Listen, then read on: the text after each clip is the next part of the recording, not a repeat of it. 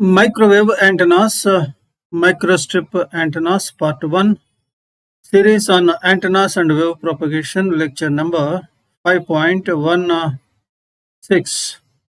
Microstrip antennas are also called patch antennas. These antennas belong to the category of microwave antennas. They are also falling in the category of aperture antennas. These antennas may be considered as the youngest antennas. These are widely used in aviation industry. Size-wise, they are very small. Main advantage is they are capable of conforming to the surface over which they are mounted. One can find several other interesting features also in these antennas. In the present session, our focus is on the structure, electrical characteristics, and some propagation characteristics, polarization characteristics of these antennas. This is part 1 on microstrip antennas. Another part 2 is also there on these antennas. Now let us move further and begin the session. Small introduction. The microstrip antennas are also known as patch antennas because of their small size, low cost, conformability to the surface over which they are mounted. They are widely used in aviation industry. Main user is aviation industry, but their use reasons are size, lower cost, conformability to the. In its most basic form, a microstrip antenna consists of a very thin radiating patch on one side of a dielectric substrate which has a ground plane on the other side. Thin radiating patch, a dielectric substrate, and a ground plane. These are three parts of microstrip antenna. The patch is generally made of conducting material such as copper or gold and can take any possible shape. It may be square, rectangular, thin strip, dipole, circular, elliptical, triangular, or any other configuration. These antennas are used at frequencies ranging from ultra high frequency to millimeter waves. Microwave frequencies. Here are shown different shapes of patches that are used in the design of microstrip antennas: square, rectangular, dipole, circular, elliptical, ring sector, circular ring, disc sector, triangular. But the most widely used one is rectangular and then circular. Others are used rarely, only under specialized circumstances or to fulfill specialized requirements. Reason for using rectangular or circular shapes is that it is easy to analyze and hence it becomes easy to predict the performance of the antennas. Some features of these antennas are given here. The radiating patch and the feed lines are usually photo etched on the dielectric substrate. The substrates whose dielectric constant is in the range of 2.2 and 12. They are usually used for microstrip antenna. This is relative permittivity. or dielectric constant. 2.2 to 12. This is the range. When the dielectric constant is low, substrate requires to be thick, making element size large. However, increased substrate thickness provides better efficiency, larger bandwidth, loosely bound fields for radiation into space, but it results in greater surface waves, spurious radiation, and reduced directivity. So, thickness of the substrate is associated with certain positive aspects, certain negative aspects too, especially reduced directivity. Here is shown a rectangular patch antenna, top view, side view. Top view, rectangle. Here is feed, the dimension L, dimension W. L is less than lambda naught by 2 root epsilon r.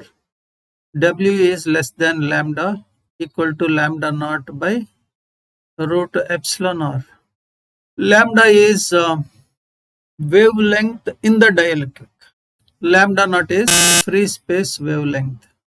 Epsilon r is dielectric constant of the substrate. Here is shown a side view. This is dielectric. Its dielectric constant is epsilon r. Thickness is usually lambda naught by 100. This is a ground plane. This is patch, metal patch.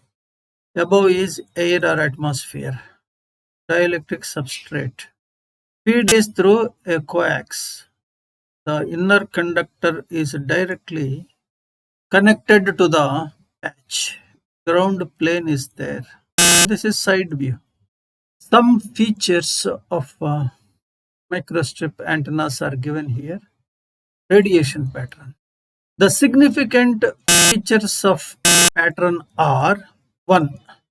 Radiation is due to only the fringing fields, and B. Maximum radiation is upwards, normally to the patch, broadside to the antenna with no radiation below the ground plane. Very small amount of radiation exists along the plane of the antenna. So let us suppose this is antenna, this is a patch. So radiation is normal to the patch. It is like this. No radiation here, no radiation here, no radiation here. This is one aspect. Second aspect is radiation is due to fringing fields. Where fringing fields exist? Here, here and here. So fringing fields gives out radiation. These two aspects one has to keep in mind for understanding the functioning of a patch antenna. The patch antennas are directional and their directivity D can be estimated by viewing the fringing fields at the radiating edges as two radiating slots. So these are radiating edges. These edges can be approximated as two radiating slots placed above a ground plane. Their directivity can also be measured, and it is commonly expressed in dBi. Assuming that all radiation is only into one half of the hemisphere above the radiating patch, the directivity can be found equal to 3 dBi. Here is shown the radiation pattern, radiation characteristics of a patch. So feeding is through this small patch, feeding. Radiation is by the fringing fields that exist here as well as here. This is one radiating slot, this is another radiating slot. Both radiate into space normal to the patch. This is patch, radiation is upwards. Side view, this is side view, ground plane patch, thickness of patch, this is the height of the dielectric. Here radiation, here radiation. The patch antennas radiate totally towards the front and no radiation towards the back, giving a perfect front to back ratio. Perfect front to back ratio means no radiation towards backside, zero radiation. Perfect front to back means infinite. However, in practice, the front to back ratio is highly dependent on ground plane size and shape. The radiating slots are typically taken to have a length equal to the impedance width of the patch. This is length, and a width equal to the substrate height. Such a slot typically has a gain of about 2 to 3 dB. This results in a total gain of 8 to 9 dB. Rectangular patch excited in its fundamental mode has a maximum directivity in the direction perpendicular to the patch, broadside operation. This is already mentioned. Radiation is normal to the patch, broadside operation. Some more features. The directivity decreases as we move away from broadside towards lower elevations. That is, this is patch, normal to patch, maximum radiation. As you move away from normal, let us say in this direction, radiation becomes less. Parallel to patch, it becomes 0, or below to the patch, it becomes again 0. The directivity can also be estimated from their beam width. They give a radiation pattern whose beam width is very large. Beam width is large. Notice, with a beam area around pi steradian, the directivity D then becomes approximately 4 pi by omega A. This is beam area. Omega A is pi. Therefore, D becomes 4 R. When we convert it into dBs, it becomes 6 dB. A few points regarding polarization. The basic patch covered until now is linearly polarized since the electric field only varies in one direction. This polarization can be either vertical or horizontal depending on the orientation of the patch. However, it is possible to generate circular polarization with patch antennas with adopting proper design methods. Circular polarization is highly useful in satellite communication systems. So here the point is, when it comes to polarization, their natural polarization is linear one, either vertical or horizontal, or it may be electric vector may be at some angle with horizontal. But with the patch antennas, it is possible to generate a circularly polarized wave tube. Here is shown single feed arrangements for circular polarization of rectangular patch. Single feed arrangements. This is a square patch, L, W. L and W are related through L equal to W into 1 plus 1 by QT. Q stands for quality factor. This is nearly square patch. Q is usually very large for the patch antennas. Reason is the conductors that are used in the design of patches. It is usually a very good conductor, and dielectric is also very good dielectric, so losses are negligible. Therefore, Q quality factor is huge. Therefore, L is approximately W here. So this is a square patch. So feeding is given at one corner of this square. It gives rise to circular polarization. Another arrangement is shown in B, which gives to a wave that is left hand circularly polarized. Notice the feed point is here. In C is shown another arrangement. This arrangement gives rise to right-handed circularly polarized wave. In this arrangement, feed point is right side over the diagonal, but on the right side. In B, it is left side. Here, single feed is used and a rectangular patch. Now, another arrangement is shown by which one can produce circular polarization from a square patch with the thin slots. In the previous slide is shown arrangements for generating circular polarization with a single feed, but here slots on the patch are used to generate circular polarization. This is a square patch. W is L, W is L, both are same. Both the dimensions are same, so it is a square patch. Within this patch, one can see a slot. This patch is able to give rise to right-handed circularly polarized wave. In B is shown similar arrangement, but it produces left-handed circular polarization.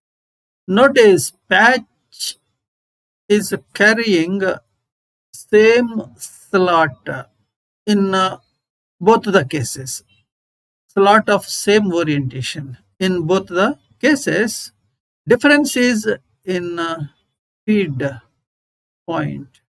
The relative position of feed point with respect to the slot.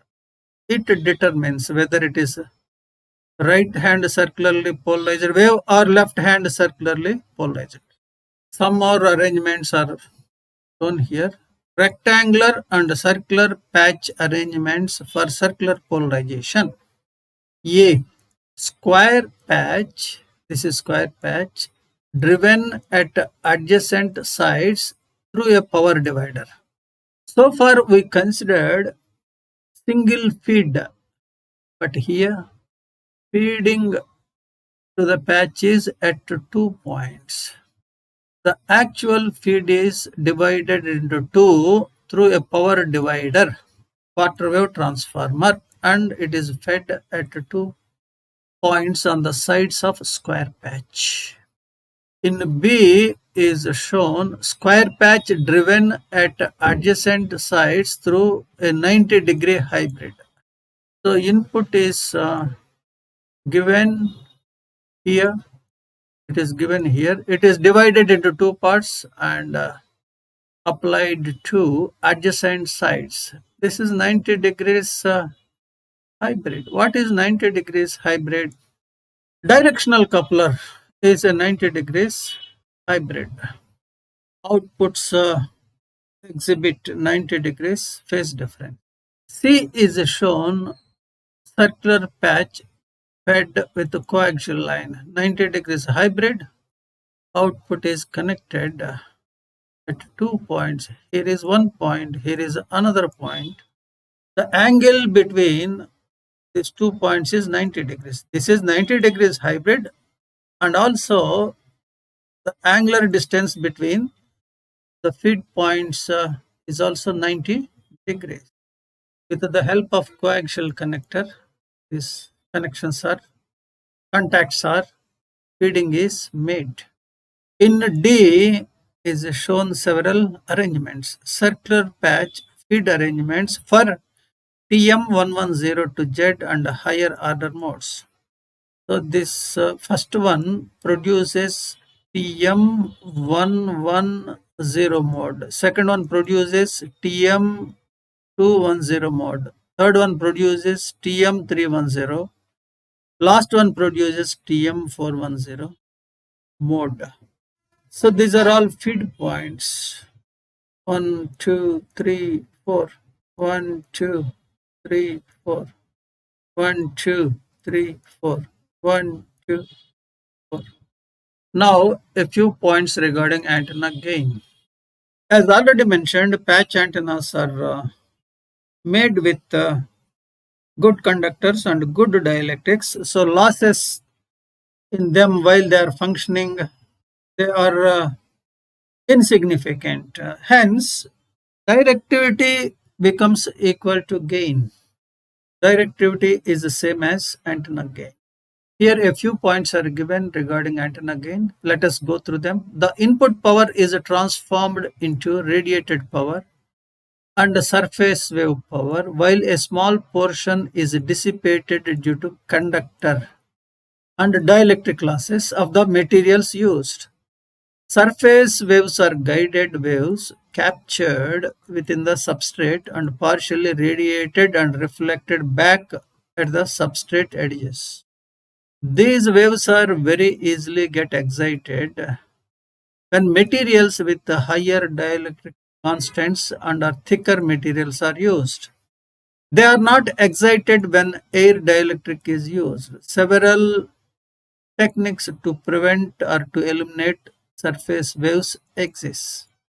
A lot of research has been done to understand the functioning of these antennas, to model the working of these antennas. As already mentioned, these are antennas of recent origin. They can be called modern antennas. Regarding these antennas, some more points we understand in another part 2 on microstrip antennas. With this, we come to an end to this session. In this session, patch antennas are introduced. Basic features, physical features as well as radiation characteristics are introduced. Hope this session is useful to you. Some more points we discuss in part 2 on microstrip antennas. We meet again soon in a session on part 2 on microstrip antennas.